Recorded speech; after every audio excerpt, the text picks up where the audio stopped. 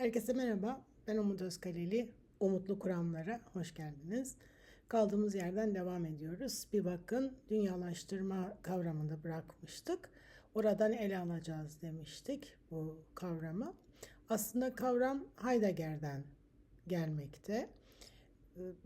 Kısaca üzerine duralım çünkü bizim üzerine gideceğimiz konu Spivak'ın dünyalaştırma kavramından ne anladığıdır. Ama Heidegger'den geldiği için kısaca değinelim.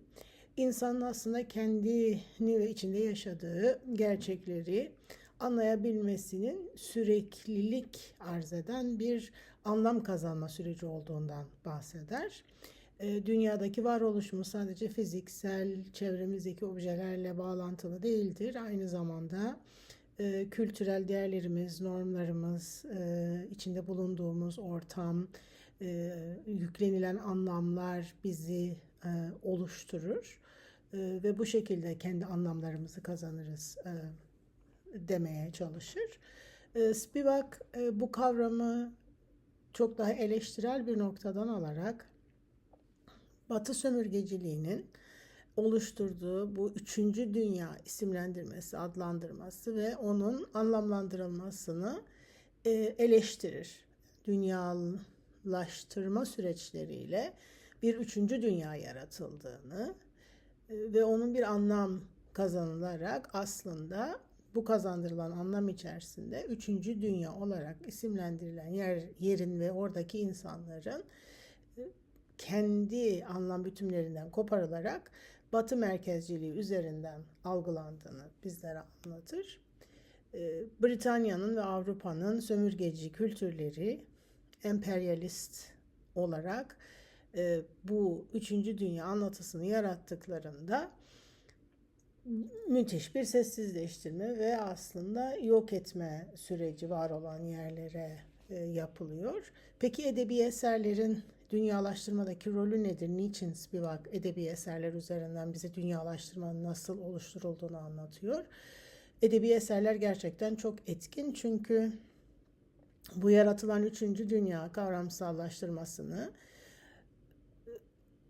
oradan yaptıkları hikayelendirmeler yoluyla aslında bize unutturuyorlar dünyalaştırma yaptıklarını. Çünkü farkında olabilsek bunu bu kadar etkin hayatımızda görmeyiz. O yüzden de bu dünyalaştırmayı edebi eserler üzerinden aslında unutturuyorsunuz. Hem onun üzerinden yapıyorsunuz hem onun üzerinden unutturuyorsunuz demeye çalışıyor. Peki bu biraz daha derinine girebilirsek dünyalaştırma, worlding kavramını sömürgecilerin metinlere vurduğu bir damga olarak görüyor worlding'i, dünyalaştırmayı.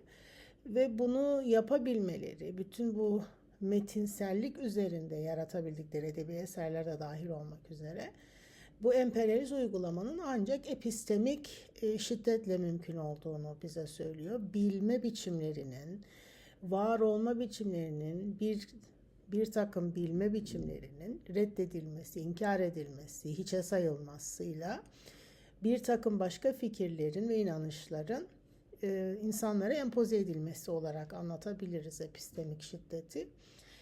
Burada sıklıkla da karşılaşırız Avrupa'nın ortaya çıkardığı kavramların çok daha saygın olduğunu düşünmek, herhangi bir iki Avrupalı olan ve olmayan, batılı olan veya olmayanın üzerinden kimin daha çok bildiği noktasında bir hiyerarşi kurulması süreçleri aslında bunlara örnektir. Spivak dünyalaştırma kavramını şu şekilde anlatabiliriz herhalde. Oradaki coğrafyaların, üçüncü dünya adı verilen yerlerdeki coğrafyaların ve insanların içinde yaşayan oraları sanki bir boş bir tuval gibi, bir resim yapılacak bir tuval olarak görüyor.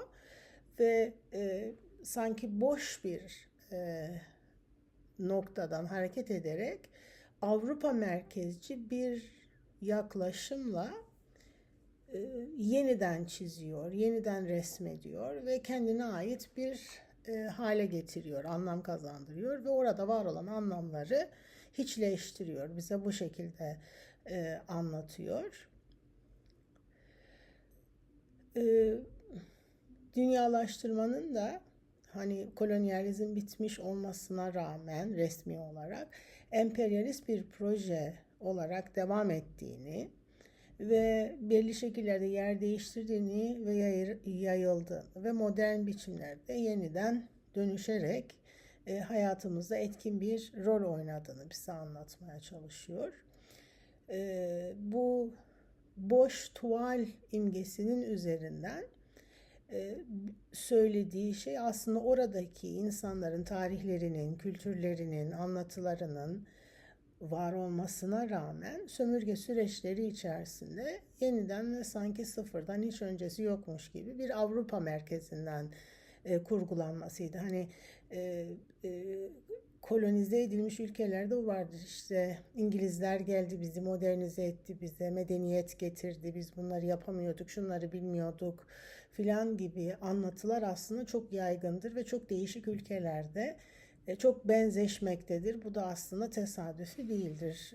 Spivak'ın anlattığından ortaya çıkan sonuçta bu anlatıların aslında tesadüfi olarak oluşmadığı, tamamen Avrupa merkezci bir noktadan bilginin hakimiyetine sahip olanların bu söylemleri bizlere yaydıklarıdır.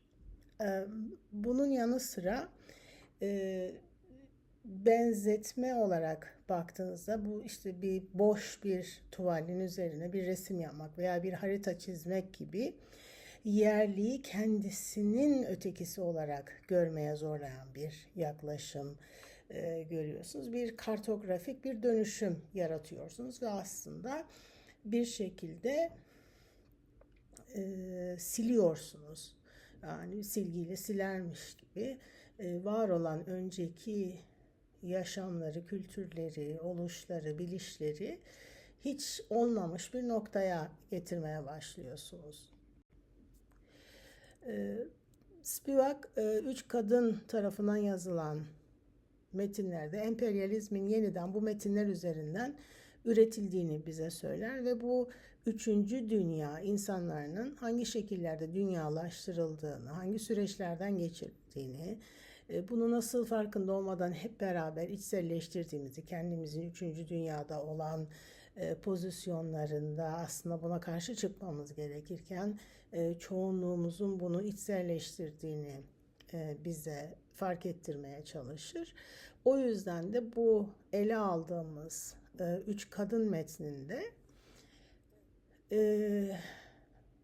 tek tek üzerine giderek bu hikayelerin bu dünyalaştırma prosesinin, sürecinin nasıl yapıldığını bize gösteriyor. Bir sonraki videomuzda Jane Eyre'dan başlamak üzere, Charlotte Bronte'nin Jane Eyre kitabından başlamak üzere oradan yola çıkarak dünyalaştırmanın nasıl yapıldığını Spivak'tan dinleyeceğiz. Umarım bu kısa giriş dünyalaştırma ile ilgili ufak bir fikir kazandırmıştır. Sağlıcakla kalın, abone olmayı unutmayın.